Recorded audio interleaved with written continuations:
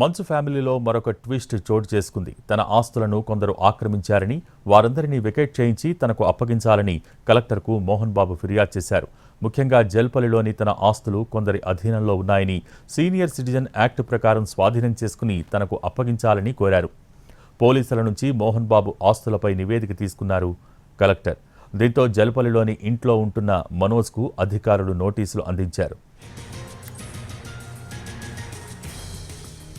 రంగారెడ్డి జిల్లా కలెక్టరేట్కు చేరుకున్నారు మంచు మనోజ్. జల్పల్లిలోని ఇంట్లో ఉంటున్న మనోజ్కు అధికారులు నోటీసులు ఇచ్చారు. దీంతో కలెక్టర్ ముందు హాజరయ్యేందుకు వెళ్లారు మనోజ్. తన ఆస్తులను కొందరు ఆక్రమించారని, వారందరినీ వెకేట్ చేయించి తనకు అప్పగించాలని కలెక్టర్కు మోహన్ బాబు ఫిర్యాదు చేశారు. ముఖ్యంగా జల్పల్లిలోని తన ఆస్తులు కొందరి అధీనంలో ఉన్నాయని, సీనియర్ సిటిజన్ యాక్ట్ ప్రకారం స్వాధీనం చేసుకుని తనకు అప్పగించాలని కోరారు. పోలీసుల నుంచి మోహన్ బాబు ఆస్తులపై నివేదిక తీసుకున్నారు కలెక్టర్.